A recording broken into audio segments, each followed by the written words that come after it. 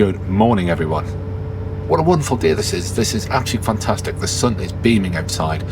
I'm looking forward to this, and I hope you are as well.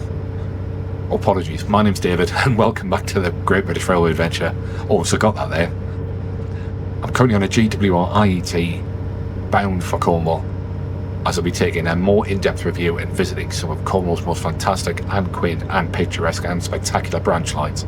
There's just too many superlatives to actually explain why I love this area of Cornwall. It is just absolutely fantastic. Come and join us as we also explore Cornwall's least railway station in Coombe Junction Halt. I'm interested to see what the fuss is about and see what the station has to offer. So for now, I hope you enjoyed the video. Please remember to have your tickets, grab a coffee and sit back and relax. Let's go and see what the fuss is about and what makes the railway so special in Cornwall.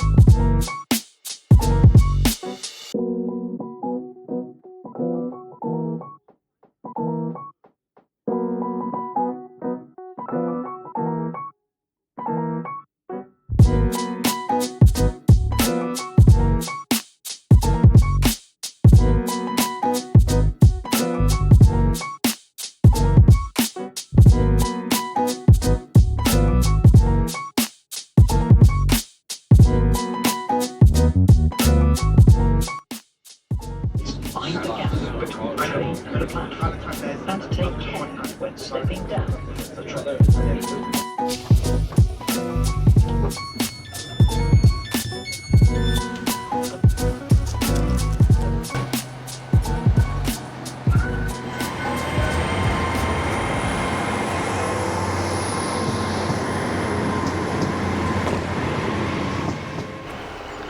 Well, after a rather hefty delay coming in from Paddington this morning, we've finally arrived at our first stop, which is Par. Welcome to Par. The train behind me, you'll see as the 1416 New Quay service. I'm going to be getting on that for the request stop at St Columb Road. I'm looking forward to this. Let's get going.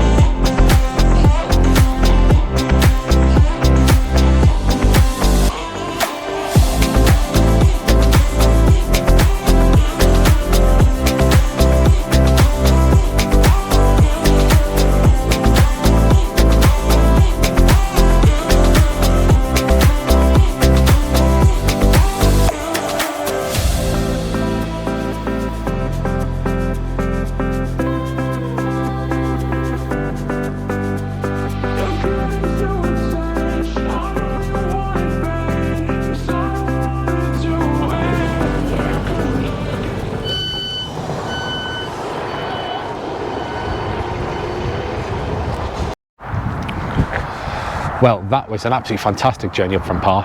I'd forgotten how stunning the scenery was. So if you didn't believe me then, you'll definitely believe me after watching this video. This is St Columb Road. The station's been here since 1849, when the first horse-drawn railways up from New Quay Harbour were formed. The station was originally called Luxulyan, up into the early 1900s, and then since then it's been known up until this present day as St Columb Road.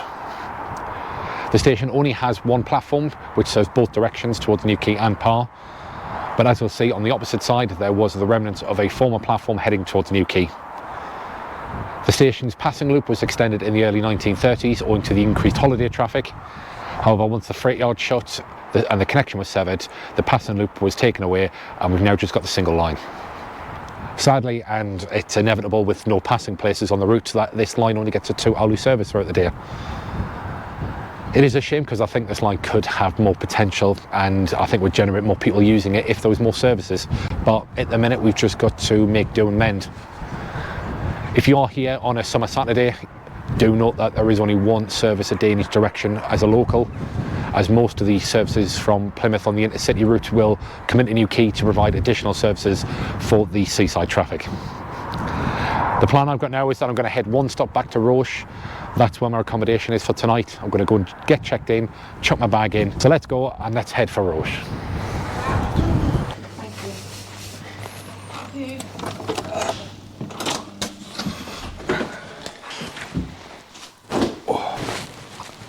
Oh, it's nice. This is my humble abode for tonight.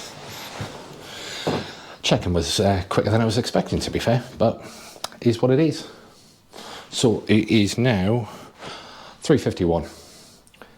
The next train through Roche will be around about an hour, so I'm going to try and find some food. I found the kettle, so it is coffee time, and we'll head back to Roche and we'll head for Luxulyan.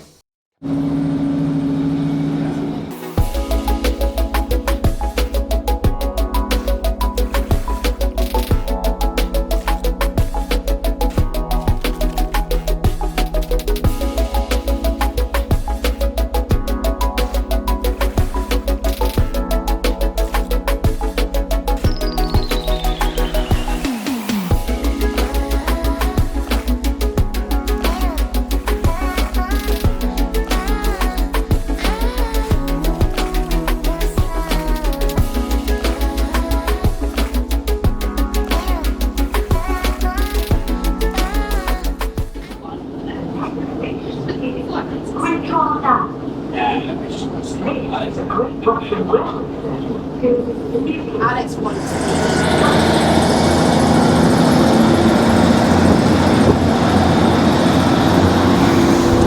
This is Quintrell Downs. It's rather nice, this, isn't it?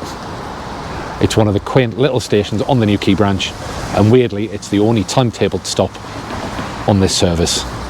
The other 4 stops are request stops, so if you don't want to wait for the next one and wait another 2 hours, please make a member of staff know to get on or get off. Originally opened in 1911 by the Great Western Railway, it was named Quintrell Downs Platform.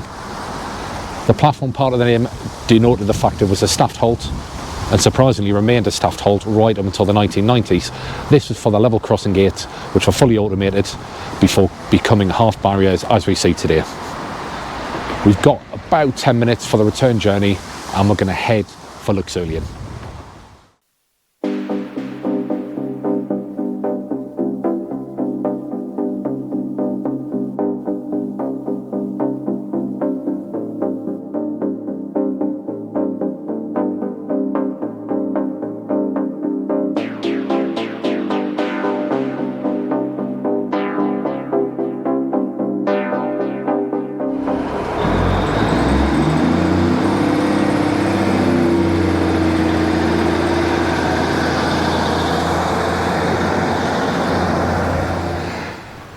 This is Luxulyan, the next stop on our adventures today.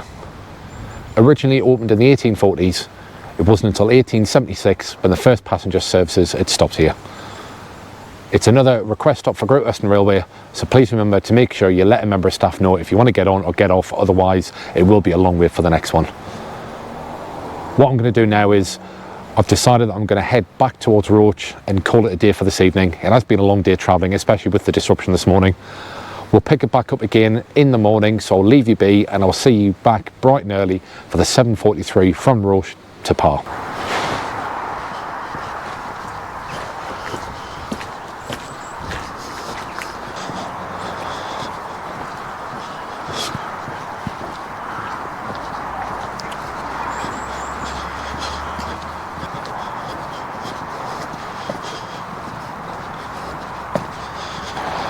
Well, good morning everyone. I had some fun last night after I left you at Luxulyan. So it started really teeming down with rain. I was waiting for the 1825 back here to Roach to then finish the day, and I suddenly realised at about 1840 that there was no train. So with no signal, and then eventually the battery going flat on my phone, I hit the help point and I found via GWR that the 1825 and the last train, I can't remember the time off the top of my head, but both second to last and last trains from Luxulyan towards Newquay were cancelled because of shortages of crew.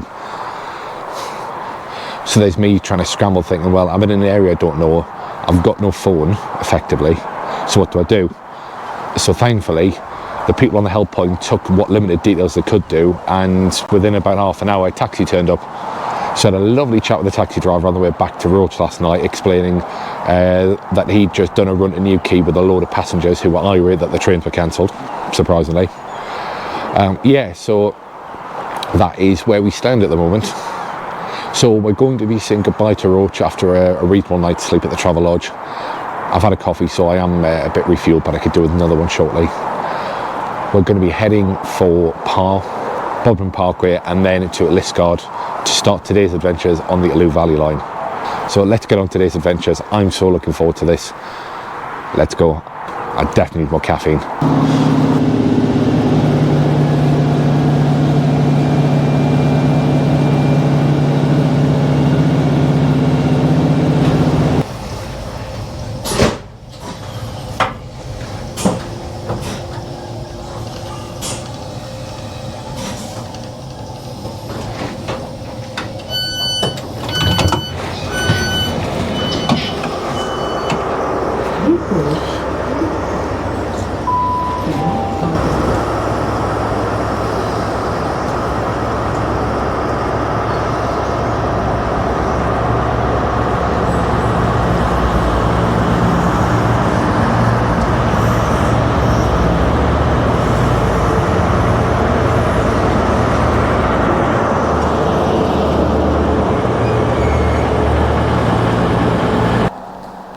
Yeah, so this fantastic station is Liskeard.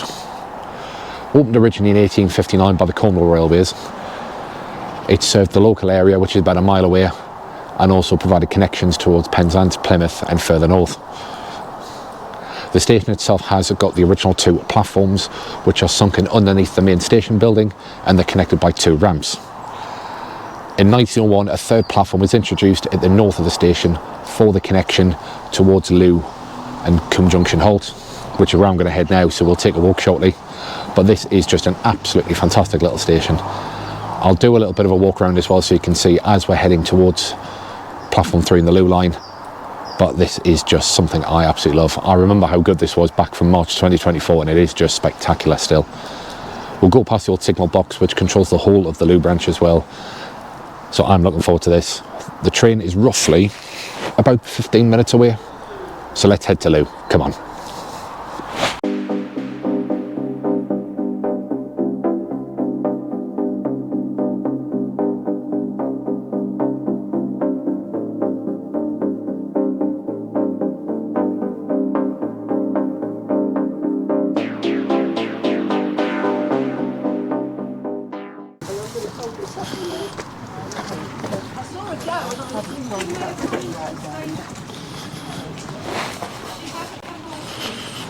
She's probably in the other station.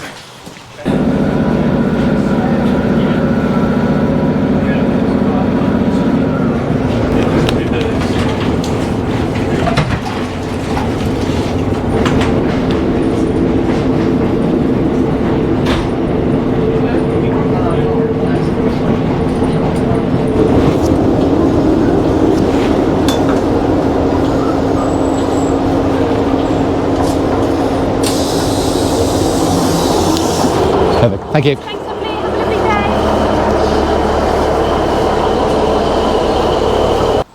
Well, I can certainly see why they call this one of Britain's most tiniest but cutest railway stations.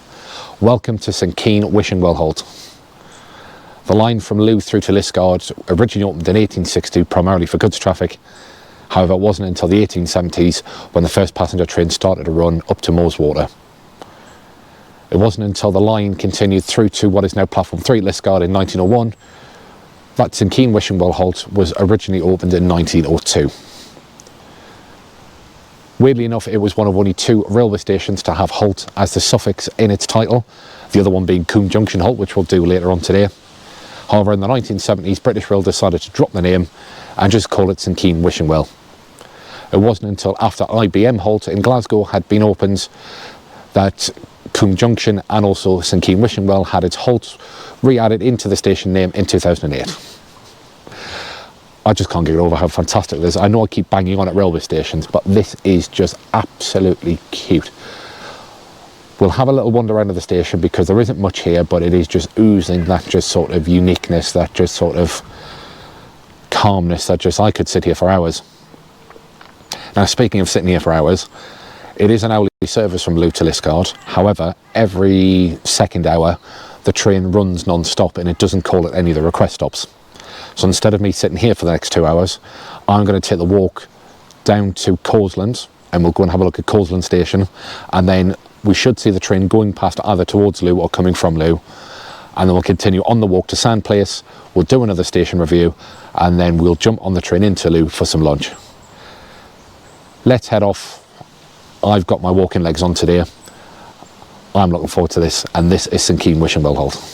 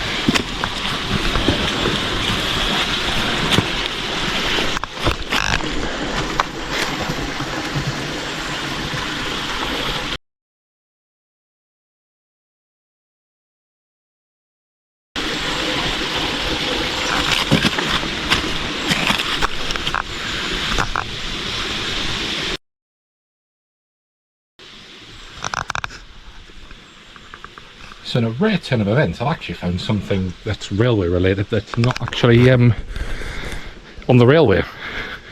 This little gem of a find is St Keyne Wishing Well, which is where the station gets its name from. I don't really know much about it without having to sort of go through Google. I wasn't really prepared for this. I just happened to turn the corner and, oh, this is here. Right, let's go and have a quick film. I'll put a link into the bio of this video just to give a bit of history of the Wishing Well. The only information I can glean is that it was rebuilt in 1936. There will be some historical facts which I don't really want to bore you to death with, so I will tag a link and you can have a look at your leisure. But this was an absolutely cracking find, this, finding the Wishing Well. Let's continue on to Causeland. It seems rather quiet, it's lovely, it's just peaceful, just the running water in the background, it's fantastic.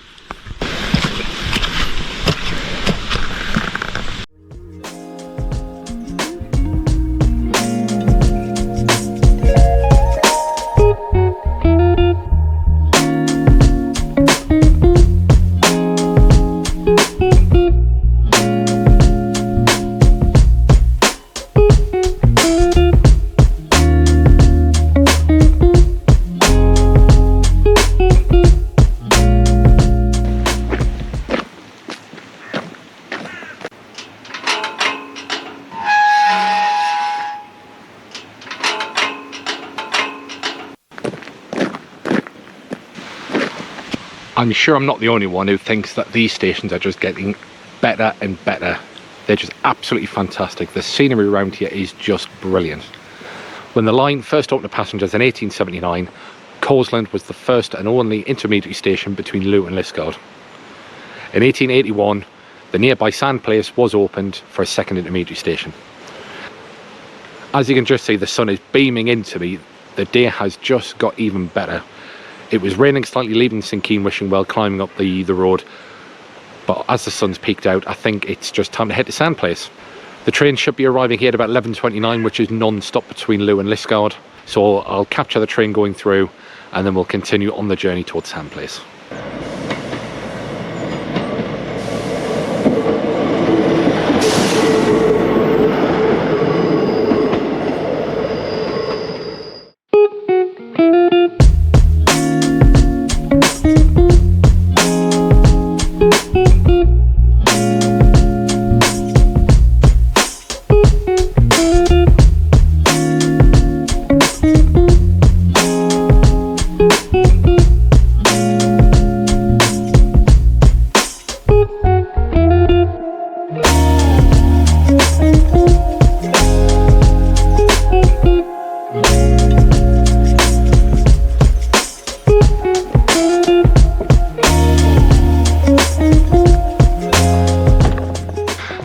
See, I told you these stations were getting more spectacular.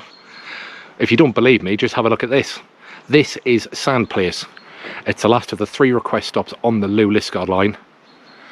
The reasons why it gets its name Sandplace, and no, there's not a beach around here, it was named after the wharf back, I would imagine, 1800s, early 1900s, where they used to bring the lime up from Looe Harbour to spread across the agricultural land to neutralise the acid. See, you learn something new and pointless every time I go to a railway station. I'm now just waiting for the 12:09 departure. It shouldn't be long. It left Liskeard about 15 minutes ago, and we're going to head for Looe.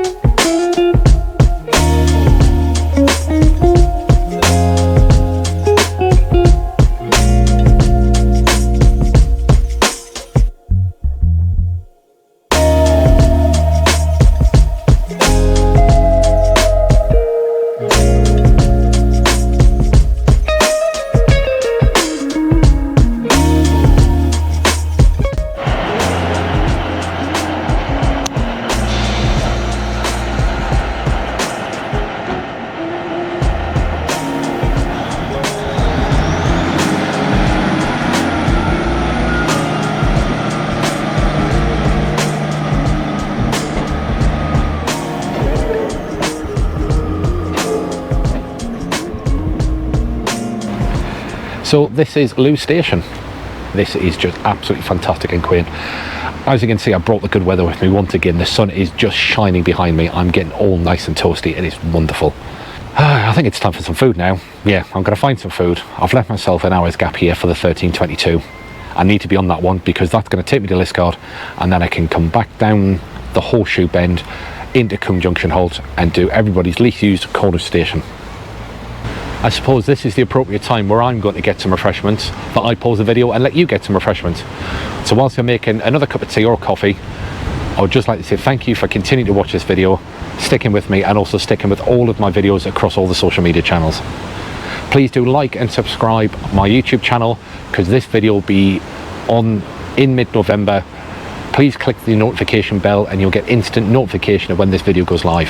The details are just down here. Are they down here? No, they're just that way. Yeah, that way. That's where they're just popping up just there. Also, I'll be putting up some short videos on TikTok and also Instagram and Facebook. Now, that is definitely here, isn't it? No, right, it's down here. Right, yeah, please click that. And also, as you know that I do love coffee, I can't sort of function without caffeine. Please also follow my Buy Me a Coffee page. There will be some new videos that will be shared to members only on that before they go live across all the social media channels. The link, I'm holding the camera so I can't, so it's just that way. I'm just nodding my head, it's just that way, just there. Yeah, just here. Perfect. So I'll let you go and refresh your tea and coffee. I'm going to go and grab a sandwich and we'll continue heading back towards Coombe Junction Halt.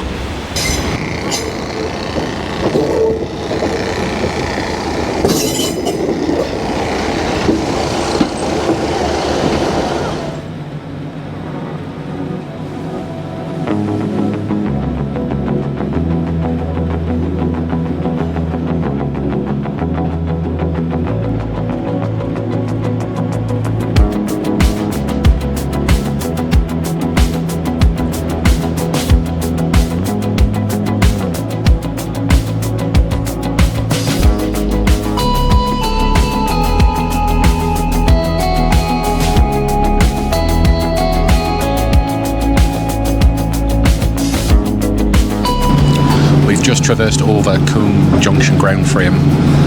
This is actually a manual crossing which the guard has to operate with the ground lever frame. It is actually the remnants of the old Coombe Junction signal box, which I think is quite cool.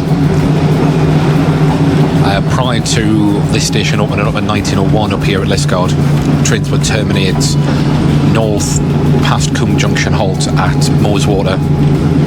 This is quite an engineering feat for railway to actually get the curve in and not have any problems with the coaches derailing off. So yeah, this is quite cool, and I wish I'd had a drone that I could actually get up and just do some aerial shots of a train traversing, because that would probably be spectacular. So Liskeard is our final stop on this service. We're going to remain on this train and head back down the curve, and we're going to get off at Cornwall's Lees's railway station in Coombe Junction Halt. Come and join us. I'm absolutely looking forward to this.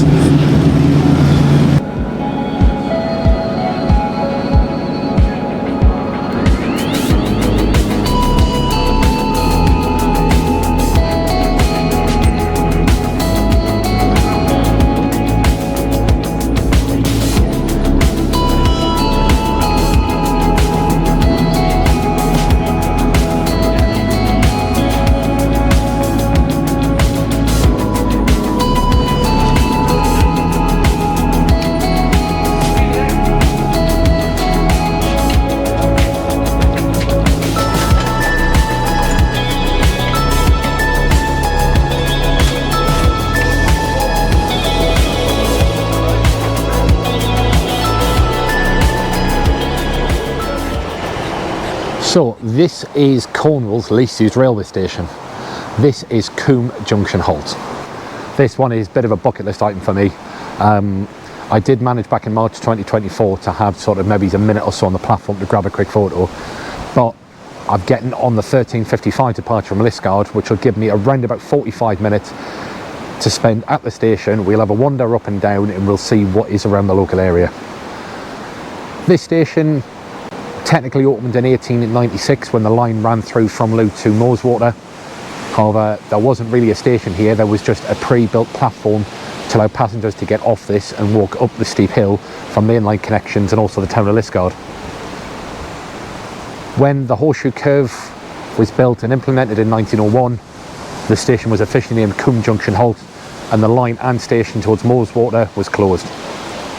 Since then, if you want to go north from Coombe Junction Halt, it will be freight traffic only, specifically China Clay and Tarmac, which has been going since the early 1900s. So I'm going to have a quick tour of the station. There will be a separate short video, as I usually do for Lees's stations, because I just think they're fantastic. But I'm going to take a walk up through the viaduct and see the massive viaduct of Moweswater, and hopefully not miss the train. Otherwise, it'll be a walk up the sharp, steep hill, in which I don't really fancy. So this has been Coombe Junction Halt. This is the last station that I'm visiting on the Looe Valley line. Well, it's not just the last station I'm visiting, it's the last station. We've done every other station. So we're now, once we leave here, we're going to head back up through Liskeard. We're going to go on the 15-17 to St Erth to tackle the St Ives branch.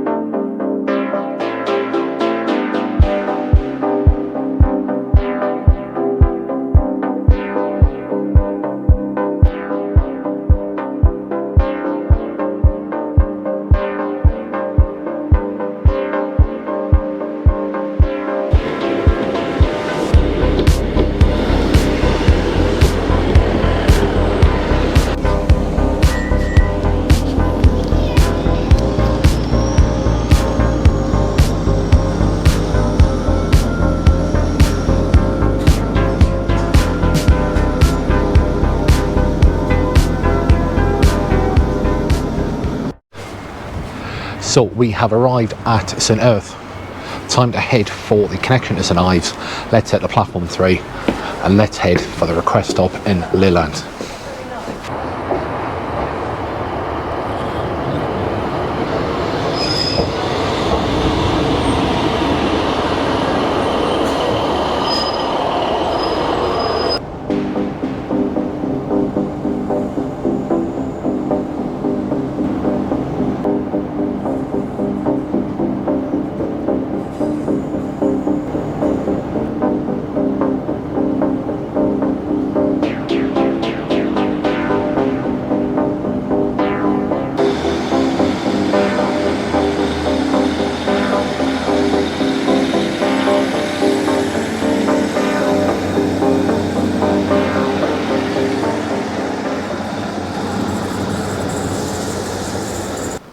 I just can't get over how fantastic this station is. I know I sometimes sound like a bit of a robot and repeat myself, but it is just absolutely peaceful here. Lelant station has been here ever since the inception of the line to St Ives back in 1877. Originally, the track was laid for Brunel's 7-foot broad gauge.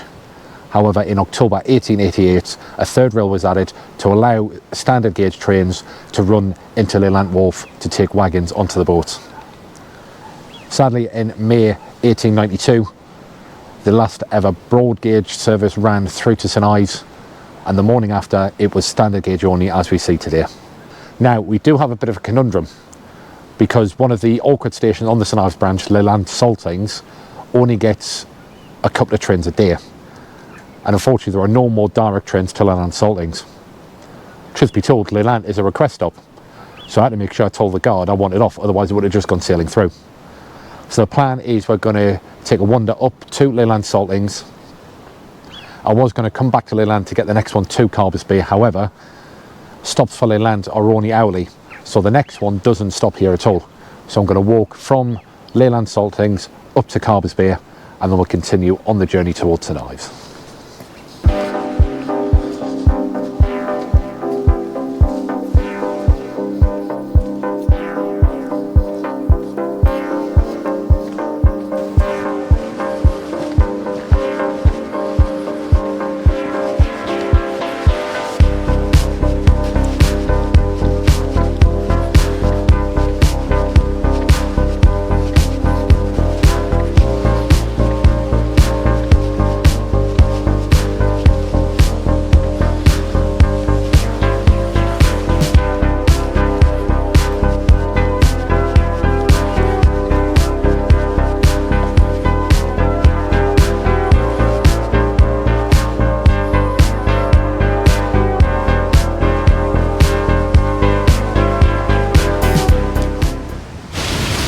Well, this gem of a railway station I've found is Lelant Saltings, the second station I'm visiting on the St Ives branch.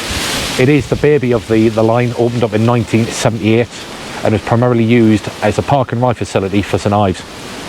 The sum of £35,000 was paid to build the car park, with an additional £15,000 to build the actual station and the platforms. Until the new park and ride facility was built at St Erth, this was frequently used, with an estimated 3,000 cars a week using this during the peak weeks. Up until May 2019, this station used to get a half-hourly service in both directions. However, since May 2019 and the decline of the park and ride facility, it has become known as one of Britain's parliamentary services, whereas there's only one train a day in each direction, which is the 7:56 from St Erth and the 9:30 from St Ives. Now is the not so mammoth task, but I've now got to walk back up past the Lelant station and head for Carbis Bay. I'm aiming to get the 18:16 to St Ives to then finish the night off. Can we make it? Well, I hope we can. Shall we have a look? Come on.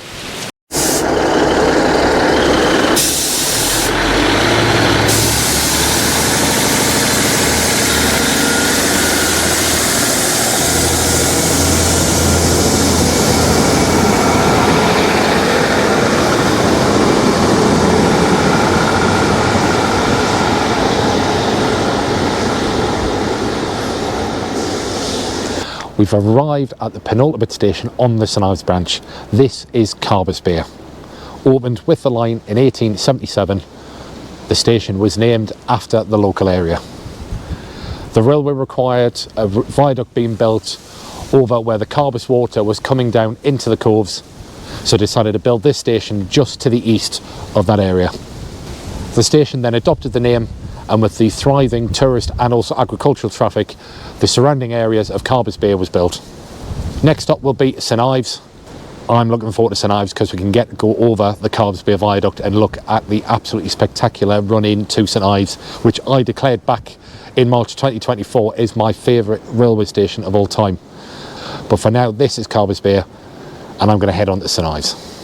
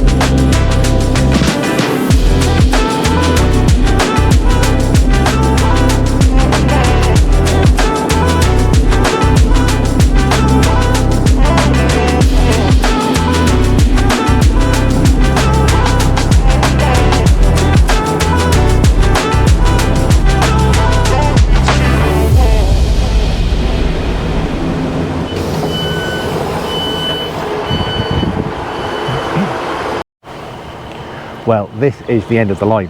This is St Ives. I was quoted in the press back in April 2024 asking what my absolute favourite railway station was, and I quoted here. And as I see from the footage swooping in via the bay, you can see why. It is absolutely fantastic. This station and this line was earmarked for closure in 1966 as part of the Beeching Report. However, the line was reprieved, and in 1971, the straight platform you see behind me has been there ever since. Where do we go to next? Well, we're going to head for Falmouth. We're going to have a look at the Falmouth branch. I'm going to go and have a look at Penmare station because there seems to be an interesting layout, and especially the loop and the long platform. Well, good morning everyone. I hope you've had a fantastic weekend so far. I have slept fantastically last night in my Airbnb. That was really, really comfy. I'm, as you can see, just on the coast of Penzance. I really did look out with the location of the Airbnb because it is literally a stone's throw away from the station. It is just after 8 o'clock on Sunday the 26th of October. I'm going to grab a coffee because I'm going to desperately need to boost from standard class to premier class this morning. I don't normally try and get up this time in the morning if I need to. We're going to head on the 8:10 up to Truro. We're going to do the Falmouth branch. Come and join us and let's have some fun.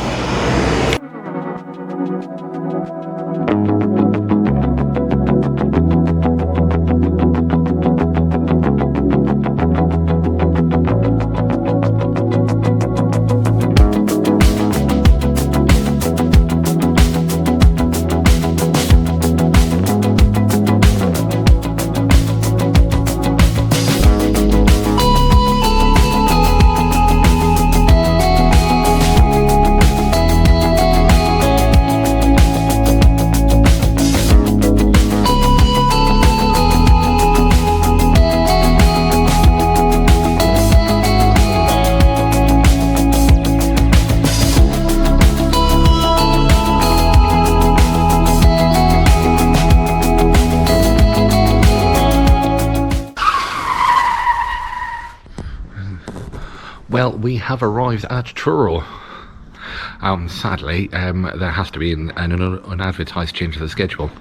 When I looked at National Rail Inquiries last night, they told me that I had the 4-minute connection, which would be plenty of time to cross to catch the Falmouth train at 8:50. We were sort of about a minute and a half late, and with a concerted effort of getting across, the guard decided to go, and there was a few people left on the platform here that were requiring the Falmouth connection, so we have got about an hour to wait until the next train. So I'm at a loss really, because I was going to potentially head northbound to get a few more of the main line stations checked off here in Cornwall, but the next train is pretty much bang on when the next Falmouth branch train is, so I might as well just hang on for the hour and just wait here at Truro. Yeah, so that's the state of play at the minute. I'll catch you back in an hour, and let's go and have a little explore Truro this time in the morning on a Sunday, which I wasn't definitely not expecting.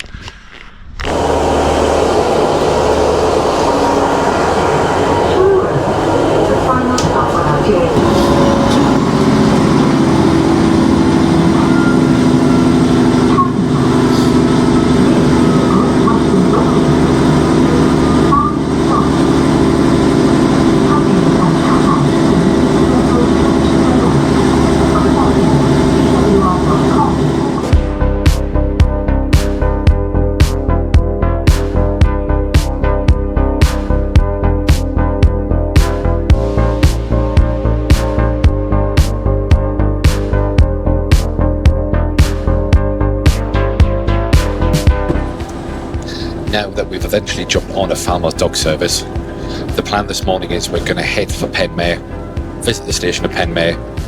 As it's an hourly service, we'll take the walk down to Falmouth Town Station and then finally Falmouth Dock Station.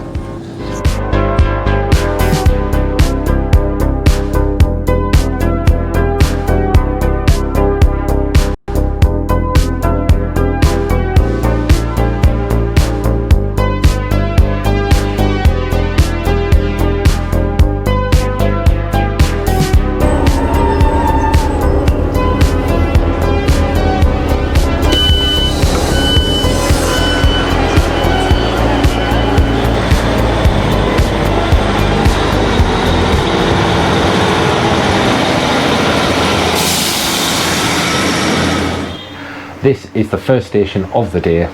This is Penmare. Owing to some financial difficulties, it wasn't until 1863 when the line as far as Falmouth Town had opened, and a year later in 1864 the line eventually ran to Falmouth Docks. The line was meant to be double tracked all the way through, however due to the fall in traffic it was decided to make it single track only, and given the number of viaducts and tunnels on the line it was actually quite an expensive line to build. With it being a Sunday, it's only an hourly service. So what I'm going to do is, the walk isn't that far up to Falmouth Town Station. We'll go, we'll have a look, we'll catch back up in a few seconds. It'll be about 15-16 minutes for me, but as soon as I click my fingers like that, we'll be over at Falmouth Town Station. You ready? 1, 2. We're at Falmouth Town. Wow, that was quick. This was not the original station here at Falmouth Town, because the line opened up in 1863. However, when the line scaled back from Falmouth Docks in the 1970s, British Rail opened this up as Falmouth. The construction of this new station in 1970 used some of the original building materials and platforms from Perranporth Station, Halt, which was on the old Truro Newquay line. In 1989, just after I was born, so that was very significant, and I remember the date, this was named Falmouth Town as the original Falmouth station down at the docks was reopened. We'll try it again with a finger click and we'll head for Falmouth Docks. And just like that, we've arrived at Falmouth Docks. Originally called Falmouth when the line opened in 1863, the intention was for passengers to travel all the way from London, jump on the packet ferries and land in either Europe, on the continent, America, Africa, you name it, anywhere the ferries would go from Falmouth. That was the intention. However, by the time the line opened, all of the packet ferries had left Falmouth and there wasn't really the need for this station at the time. British Rail took the decision to close this in 1970 and scale the line back up towards Falmouth Town. However, they reversed this decision in 1975, designated as Falmouth and renamed it Falmouth Docks as we know today in May 1989. I'm currently waiting for the next train to come down from Truro, which will be in about 5 or 6 minutes, and we're going to head for Cornwall.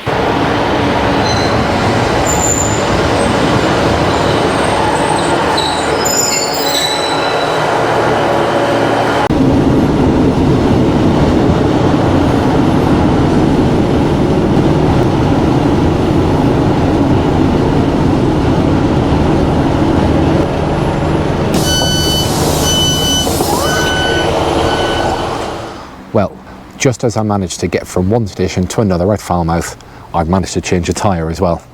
Look at that, modern technology.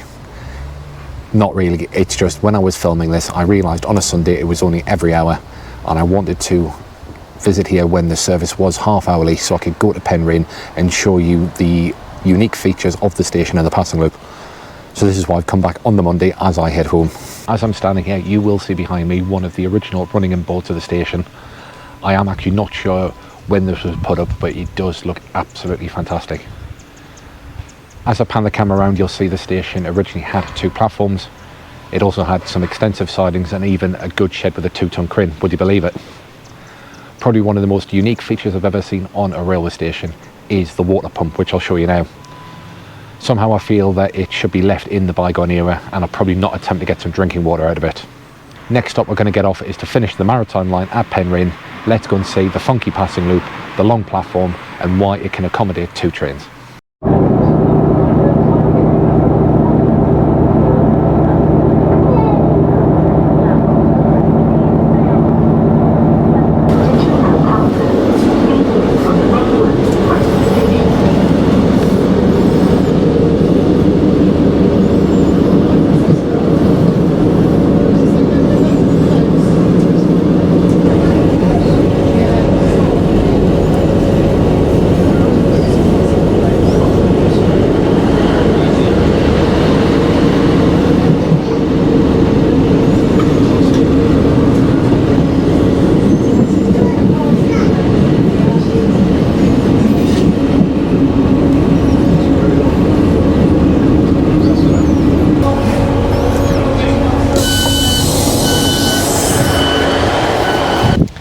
Welcome to the last stop on the maritime line. This is Penmare.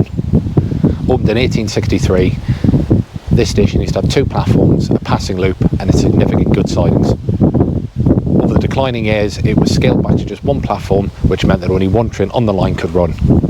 However, in the 2000s, with some funding from the European Council, they were able to put a passing loop at this station. Now, instead of actually putting a second platform back in on the opposite side, they decided to increase the length of this platform and split it in half. So it means that when one train arrives up from Falmouth docks, it'll sit and wait for the train from Truro to cross over the loop, and both trains can cross each other safely. I'm going to now take the slow walk from platform 1 up through platform 2. I'm going to show you the crossing loop, and it is going to be fantastic. Well, in my opinion, it's going to be fantastic because I think it is a great feat of engineering.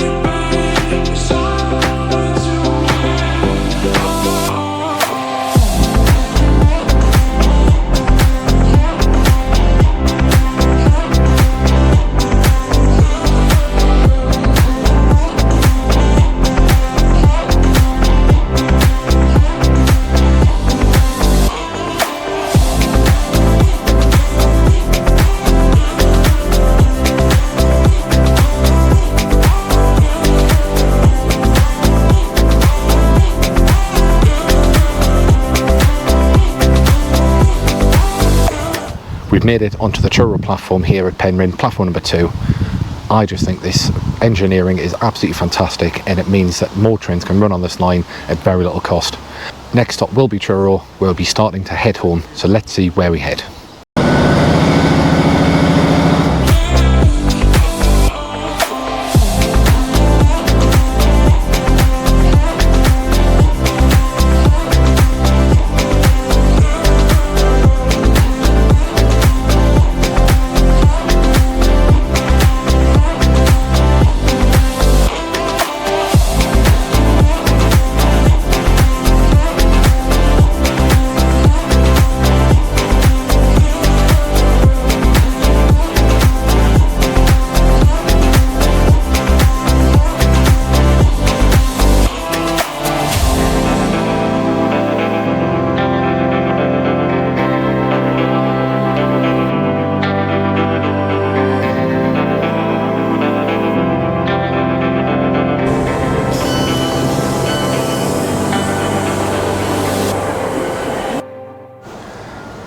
So we are back at Truro. I think it's time to head home, don't you? I know I've taken enough of your time with this video, so thank you for sticking out and watching to the end. It is never the end. There will always be another great railway adventure out there. So please, if you haven't done already, hit the like button, hit the subscribe button, hit the notification bell on YouTube, whatever you have to do. Share the content, just get it out to as many people as you can, because these journeys are absolutely fantastic. I'm now going to head on the 11:55 service, changing at Plymouth, and I'll arrive back in at Paddington late this afternoon. So for now, thank you. This has been the Great British Railway Adventure. I hope to see you on another day at another station for more great adventures. Take care, guys. Bye for now.